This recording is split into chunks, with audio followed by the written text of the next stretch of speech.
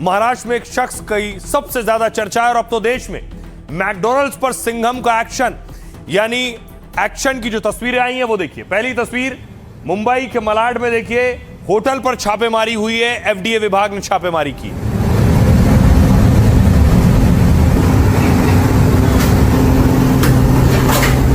इतना गंदा क्यों है स्टोरेज आपका?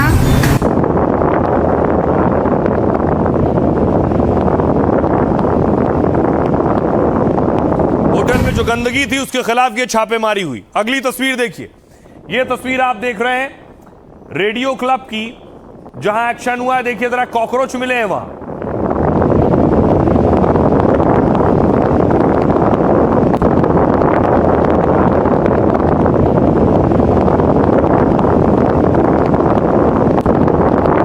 अब आपको कोलाबा लिए चलता हूं। कोलाबा की तस्वीर देखिए। कोलाबा में बताया गया कि मैकडॉनल्ड्स पर रेड हुई एफडीए की,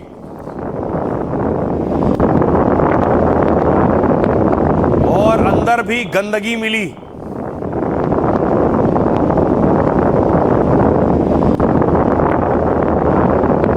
तो आइए आपको बताऊं कि इस बार तुकाराम का डंडा कहां कहां चला, किन किन होटल रेस्टोरेंट पर चला है। मुंबई के कोलाबा वाले मैकडॉनल्ड्स स्टोर पर एक्शन हुआ। एफडीए ने इस मैकडॉनल्ड्स स्टोर का लाइसेंस सस्पेंड कर दिया है क्योंकि यह स्टोर 20 में से 18 सेफ्टी पॉइंट्स में फेल हो गया। दावा है यहां बिना बताए एनालॉग चीज का इस्तेमाल हो रहा था। इस स्टोर में कॉकरोच मिले और गंदे जूते पहनने का भी आरोप है। सफाई वाले गंदे कपड़ों को छूने के बाद बिना हाथ धोए काम हो रहा था। इसके अलावा बॉम्बे प्रेसिडेंसी रेडियो क्लब, 98 साल पुराने ऐतिहासिक क्लब का लाइसेंस सस्पेंड कर दिया गया। एफडीए कमिश्नर तुकाराम मुड़े ने निरीक्षण के बाद यह कार्रवाई की है क्योंकि यहां सेफ्टी और सफाई के नियमों का उल्लंघन हुआ है। किचन एरिया में मक्खियां, मरा हुआ कॉकरोच मिला है। खार जिमखाना, एफडीए ने इसका फूड रजिस्ट्रेशन सर्टिफिकेट सस्पेंड कर दिया है। आरोप है कि यहां सफाई नहीं थी और नियम तोड़े जा रहे थे। फ्रोजन फूड को गलत तरीके से पिघलाने का भी आरोप है। साथ ही दावा है कि जिम खाना में भंडारण की व्यवस्था खराब थी। नोवारा रेस्टोरेंट, तुकाराम के एफडीए ने इस रेस्टोरेंट का लाइसेंस सस्पेंड कर दिया है। 13 अगस्त को रेस्टोरेंट में सुधार के लिए चेतावनी दी गई थी, लेकिन 25 गंभीर कमियों में से 14 में ठीक से सुधार नहीं हुआ। एक और रेस्टोरेंट है स्टेटस, इस रेस्टोरेंट का लाइसेंस भी एफडीए ने सस्पेंड कर दिया है। कर्मचारी साफ बर्तनों के ऊपर चेहरा धोते हुए दिखे और बिना सुरक्षा उपकरणों के काम करते हुए भी मिले हैं, जिसके बाद यह कार्रवाई हुई है। हमारी सहयोगी सुजाता की रिपोर्ट देखिए मुंबई से। हम रेडियो क्लब के बाहर मौजूद हैं और आपको बता दें कि एफडीए के अधिकारियों द्वारा यहां पर इंस्पेक्शन की गई और इंस्पेक्शन में ऐसे कई मानक जिन पर इन्हें खरा उतरना था उन पर ये खरे नहीं उतरे, और जिसके चलते स्वच्छता मानकों को कड़ाई से पालन ना करने के लिए इनके फूड बिजनेस लाइसेंस को सस्पेंड कर दिया गया। और आइए आपको बताऊं कि तुकाराम एक्शन ले रहे हैं, लेकिन एक्शन तभी अधिकारी ले सकता है जब शासन का उस पर हाथ भी हो और यह भी हो कि आप ठीक कर रहे हो। तो यही है, देवेंद्र फडणवीस देखिए कह रहे हैं फ्री हैंड दे दिया है तुकाराम को। एफडीए की कार्रवाई को फुल सपोर्ट करते हुए उन्होंने कहा एफडीए की कार्रवाई बहुत अच्छी तरह से चल रही है। अगर किसी भी तरह के खाने में मिलावट होती है या फूड सेफ्टी नियमों का उल्लंघन होता है तो लोगों की जान और सेहत को गंभीर खतरा होता है। इसलिए इस तरह की सख्त कार्रवाई बेहद जरूरी है। सीएम ने ऐलान किया यह एक्शन जारी रहेगा। डिप्टी सीएम एकनाथ शिंदे, तुकाराम मुड़े को शिंदे ने भी पूरा समर्थन दिया है। शिंदे ने एफडीए की लीगल टीम को मजबूत करने को कहा है ताकि मिलावट करने वाले कोर्ट से भी छूट नहीं पाए। हालांकि खाद्य तेल व्यापारी महासंघ ने विरोध किया है, कहा है कि सिगरेट शराब बिक रही है तो खुले तेल क्यों नहीं बिक रहे आखिर। अब आपको बताऊं, तुकाराम ने अब तक जो एक्शन लिया है उस पर पूरे देश में चर्चा हो रही है। इस वक्त वो बड़े सेलिब्रिटी बन चुके हैं। पहली बार एफडीए के किसी अधिकारी को आपने सुना होगा जो देश में सेलिब्रिटी बन गया, और वो बने अपने एक्शन की वजह से। ताबड़तोड़ छापेमारी और बरामदगी। तुकाराम 26 मई को महाराष्ट्र के एफडीए कमिश्नर बने। 2 महीने में होटल रेस्टोरेंट में 1100 से ज्यादा छापेमारी कर दी। मुंबई, पुणे, नागपुर और नासिक जैसे शहरों में कार्रवाई की है। उनकी अगुवाई में एफडीए ने 3000 से ज्यादा जगह जांच की और करीब 50 करोड़ का मिलावटी सामान और स्टॉक जब्त किया है, और 3 महीने के अंदर 165 लाइसेंस सस्पेंड कर दिए। नामी होटल और क्लब पर शिकंजा। बड़े होटल और क्लब पर कार्रवाई से अधिकारी अक्सर बचते हैं, लेकिन मुंबई से पुणे तक होटल क्लब में तुकाराम का खौफ है। नियम तोड़ने वाले 400 से ज्यादा होटल और रेस्टोरेंट की जांच की गई। मुंबई के 6 मशहूर होटल समेत 56 संस्थाओं का लाइसेंस रद्द कर दिया। दर्जनों क्लब, रेस्टोरेंट और होटल को नोटिस भी थमा दिया गया है। बॉम्बे हाईकोर्ट की कैंटीन पर भी एक्शन लिया। हाईकोर्ट ने पूछा, आप सिर्फ प्राइवेट होटल और रेस्टोरेंट पर ही एक्शन लेते हैं? तुकाराम ने इस पर कोर्ट में तो बहुत ज्यादा दलीलें नहीं रखी। कोर्ट से निकल कर आए, परिसर की कैंटीन में पहुंचे और वहां भी छापेमारी कर दी। पता चला कि हाईकोर्ट की 3 में से 2 कैंटीन के पास वैध लाइसेंस तक नहीं था, तो तुकाराम ने हाईकोर्ट की 2 कैंटीन बंद करने का आदेश दे दिया। पान मसाला के भ्रामक प्रचार पर कड़ा एक्शन हुआ, और वो भी स्टार्स पर। शाहरुख खान, अजय देवगन, टाइगर श्रॉफ को नोटिस दिया गया।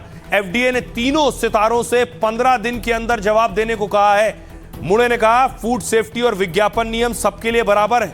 नियमों की अनदेखी करने वाले किसी भी शख्स को छोड़ेंगे नहीं। इसके अलावा केमिकल दूध और एनालॉग पनीर पर एक्शन हुआ। शैंपू और केमिकल मिलाकर बना रहे नकली दूध रैकेट को पकड़ा। 5 जिलों में एक साथ कार्रवाई की। लाखों लीटर नकली दूध नष्ट किया है। 13 से ज्यादा लोगों को जेल भेजा और दर्जनों डेयरी सील कर दी है। नकली और घटिया पनीर की बिक्री रोकने के लिए भी कड़े नियम बनाए। दूध की बजाय वनस्पति और सोया बनाने वाले पनीर पर बैन लगाया गया है। एनालॉग पनीर बेचने पर 1 लाख का जुर्माना और 6 महीने का जेल संभव है। सुनिए जरा क्या कुछ कह रहे हैं FDA commissioner Tukaram.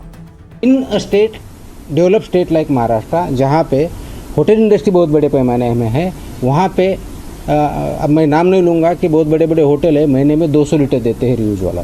So this is by any chance not acceptable. लोग हाइजीन स्टार्ट कर दिए हैं, देखना हाइजीन में है नहीं है, मेंटेन्ड है नहीं है, ग्लव्स है। अभी देखिए इनको ही देखिए, कैप वैप पहन के पूरा बना रहे हैं। हमें भी ऐसे गार्डन वड़ा पाव करके वहाँ पे भी बहुत भीड़ लगी हुई रहती है, तो वी यूजुअली नो कि 19-20 होता है हाइजीन के बारे में। आइए अब आपको बताऊं कि आखिर योगी ने कैसे पाकिस्तान का इलाज कर दिया। योगी ने पाक डॉन का इलाज कर दिया। कौन है पाक डॉन?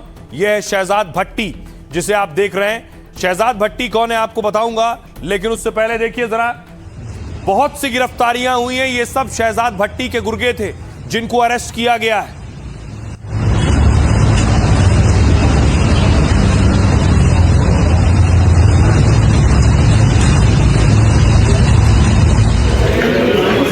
अब देखिए ये जो गिरफ्तारियां हुई हैं, शहजाद भट्टी के आतंकी नेटवर्क से जुड़े लोग थे। अलग अलग शहरों में इन पर एक्शन हुआ है। देखिए कौन कौन से शहर हैं ये। सबसे ज्यादा एक्शन उत्तर प्रदेश में हुआ है। 12 अगस्त को 253 गिरफ्तारियां हुई। यूपी से 62 हुई हैं। दिल्ली से 52 गिरफ्तारियां हुई हैं। इसके अलावा हरियाणा से भी 52 लोगों को पकड़ा गया है। पंजाब से 44 गिरफ्तारियां हुई हैं। राजस्थान से 15 अरेस्ट किए गए हैं। महाराष्ट्र से 8 गिरफ्तारियां हुई हैं। ये गिरफ्तारियां कुल मिलाकर 253 हैं।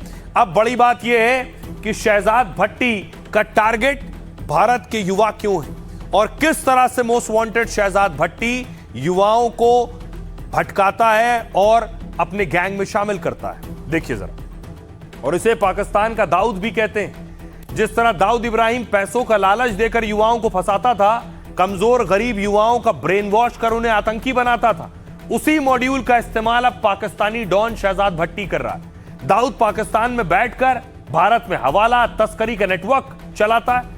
बस शहजाद भट्टी का तरीका अलग है। उसका हथियार इंटरनेट है। भारत में आतंक फैलाने के लिए वो सोशल मीडिया का इस्तेमाल करता है। इंस्टाग्राम, टेलीग्राम या व्हाट्सएप जैसे ऐप के जरिए युवाओं से जुड़ता है। हथियार दिलाने और पैसों का लालच देकर युवाओं को आतंकी बनाता है। भट्टी ने लड़कों के भर्ती प्रक्रिया को 6 अलग अलग लेवल में बांटा है। पहले ये भारत में ऐसे लड़के तलाशता है जो ड्रग एडिक्ट हो, नशा करते हो।